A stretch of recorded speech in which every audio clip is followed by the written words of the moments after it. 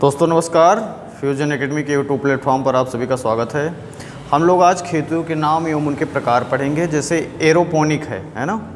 Aeroponic का मतलब होता है पौधों को हवा में उगाना, है ना। एपीकल्चर का क्या मतलब है, यानी मधुमक्खी पालन, यानी मधुमक्खी पालन की जो खेती होती है उसको करना, तो उसको बोलते हैं एपीकल्चर, इम्पॉर्टेंट है।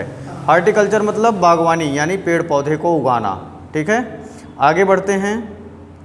फ्लोरिकल्चर का मतलब होता है फूल, यानी फूल विज्ञान, फ्लोरिकल्चर यानी फूलों को जो है उगाना। ओलेरिकल्चर यानी सब्जी का विज्ञान होता है या सब्जी उत्पादन करना, ओलोरिकल्चर का मतलब है। पोमोलॉजी का मतलब होता है फल विज्ञान, ठीक है। पोमोलॉजी मतलब फल विज्ञान, इंपॉर्टेंट है, याद होना चाहिए सभी को। विटिकल्चर मतलब अंगूर की खेती, इसी को द्राक्षा कृषि भी बोला जाता है, ठीक है। द्राक्षा कृषि मतलब अंगूर की खेती। आगे बढ़ते हैं। वर्मीकल्चर, वर्मीकल्चर का मतलब होता है कचुए का पालन। अगर आप कचुए का पालन करते हैं तो वर्मीकल्चर, यानी आता नहीं वर्मी कंपोस्ट करके खाद बनाई जाती है, तो वर्मीकल्चर मतलब कचुआ पालन, ठीक।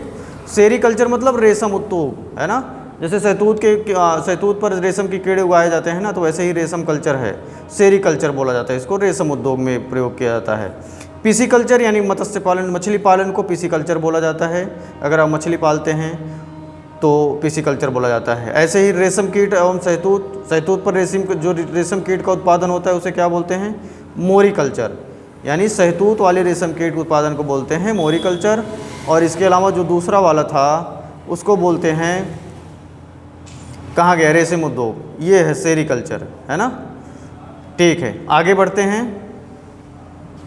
भारत में विभिन्न प्रकार की क्रांतियाँ हुई हैं, विभिन्न प्रकार के उद्योग धंधों से रिलेटेड। जैसे नीली क्रांति मछली पालन से संबंधित है, ऐसी को मत्स्य पालन बोलते हैं, इसका इंग्लिश में बोलते हैं रेवोल्यूशन, ब्लू रेवोल्यूशन। आगे है खाकी क्रांति यानी चमड़ा उत्पादन, ब्राउन रेवोल्यूशन।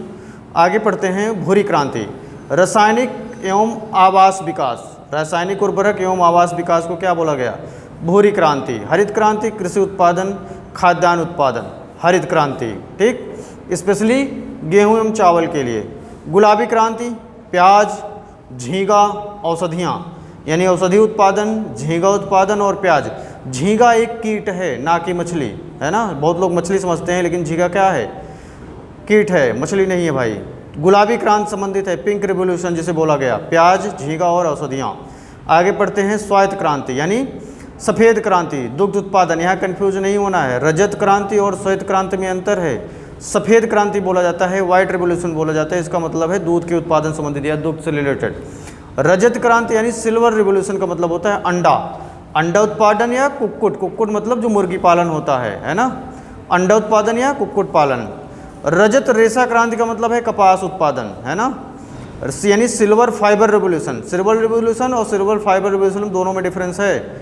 अंडा और कुक्कुट है सिल्वर रेवोल्यूशन, और सिल्वर फाइबर रेवोल्यूशन है कपास उत्पादन। पीली क्रांति यानी तिलहन उत्पादन से संबंधित है, येलो रेवोल्यूशन। पीली क्रांति किससे संबंधित है, तिलहन उत्पादन से। आगे बढ़ते हैं। कृष्ण क्रांति या काली क्रांति बोला जाता है, ब्लैक रेवोल्यूशन यानी पेट्रोलियम उत्पादन से संबंधित है।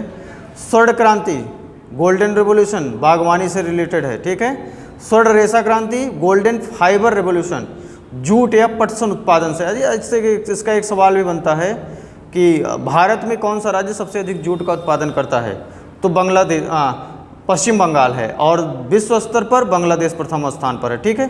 लाल क्रांति किससे संबंधित है, रेड रेवोल्यूशन, मांस एवं टमाटर उत्पादन से, ठीक है। मांस एवं टमाटर उत्पादन से लाल क्रांति या रेड रेवोल्यूशन संबंधित है। आगे बढ़ते हैं। गोल क्रांति किससे संबंधित है, आलू, राउंड रेवोल्यूशन, आलू। और समग्र कृषि विकास सदाबहार क्रांति यानी एवरग्रीन रेवोल्यूशन।